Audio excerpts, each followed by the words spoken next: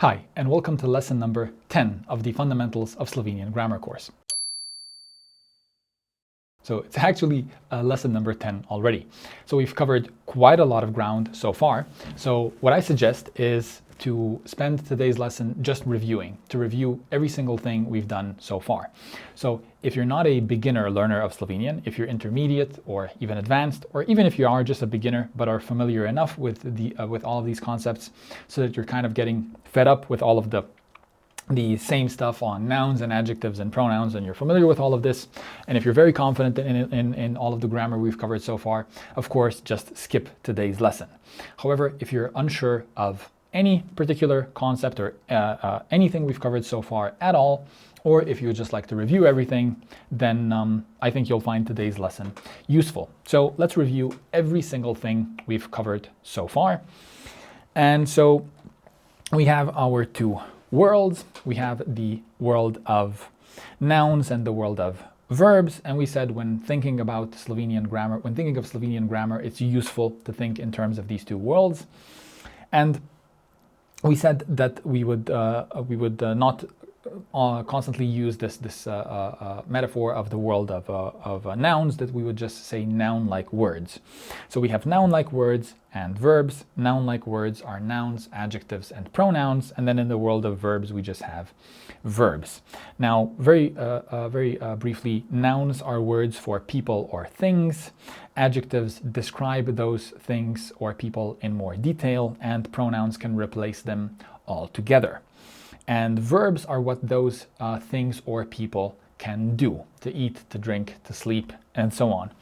And then we have all of the grammatical properties that those two worlds are made up of.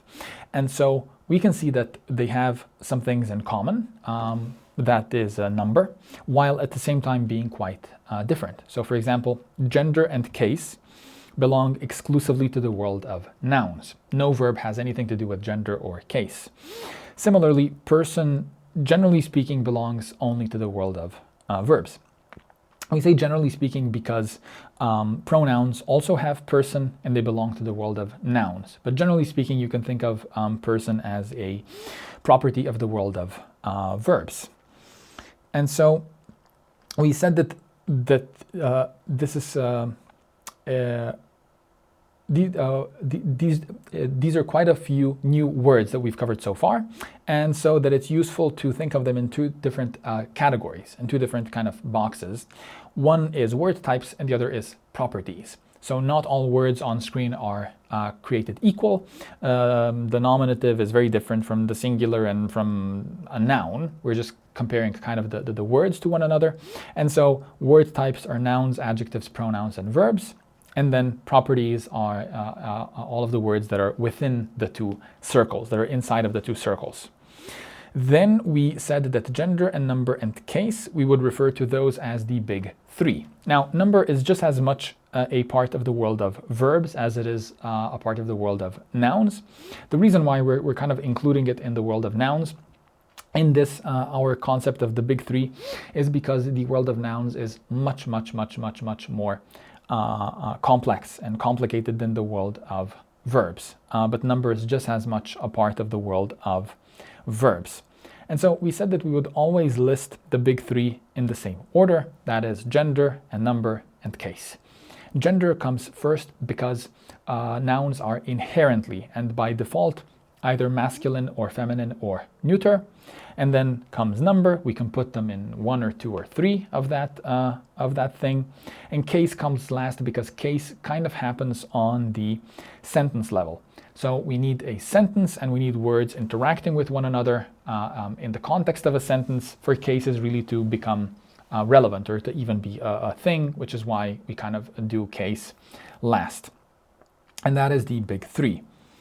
Now, then we said that both the word noun and the word nominative come from the word for name. So if we go back in time enough, they have a common ancestor, and so nouns are kind of just like names of things, of people and things, and the nominative case is the name case. And we said case is just kind of a fancy version of a fancy way of saying version. And so the nominative is just the name version. So it's kind of like the original, so to speak. It's not even a case, it's the original, and then the remaining 5 cases are the different versions of that original. So with people, the nominative would be someone's actual name, and with things, it would be the most basic way of saying table or computer or any other noun. Now then we described my own name, Bojan, in terms of the big 3, because we said Bojan is a noun like any other noun. It is masculine, it is in the singular, and it is in the nominative case, Bojan. And then we compared both languages, and we said for all practical purposes, English does not have gender, it does not have case, and it does not have the dual number. So if we had to view English through the lens of the Slovenian case system, then we would just say all of the words, or most of the words, are in the nominative case, and a very select few are in the accusative case. Those would be him and her and us, as opposed to he, she, and we. And so, as we can see here, Slovenian is just a much more complicated, complex language than English, and Slovenian words come in many different shapes and sizes, and in any case, they come in many more different shapes and sizes than their English counterparts. And we can see this with the help of a random noun, say dog. In Slovenian, dog is masculine, so we can't really do anything there. But then we have the entire interplay of number and case. So we said there are 6 different dogs in the singular. There are 6 different versions of specifically two dogs, and there are 6 different versions of many dogs. So there are no less than 18 different forms of dog in Slovenian, as opposed to just 2 in English. It's just dog and dogs in English. Same with to go. I go, you go, he, she goes, same as English. But then we also have the 2 of us go, the 2 of you go, the 2 of them go. And we also have we go, you go, and they go. So Slovenian verb forms are also more complicated. And then we finally come to this base form to this concept of base form. So if we do have 18 different versions of a word, then obviously the original is that much more important and stands out that much more than if we just have 2, like in English, dog and dogs. And so the base form with nouns is always one of something. It's always the singular, and it's always in the nominative case, in the original, so to speak. And then if a word is masculine, it's masculine. If it's feminine, it's feminine. And if it's neuter, it's neuter. Nothing we can really do there. But however, we said that with adjectives, it's again singular and nominative, but that the masculine form is considered the base form. So if we ask a Slovenian-speaking person how to say rich or poor or sad or happy, then the answer we would get would always be in the masculine form of that adjective. And that is the shortest one. The feminine and the neuter are a letter longer.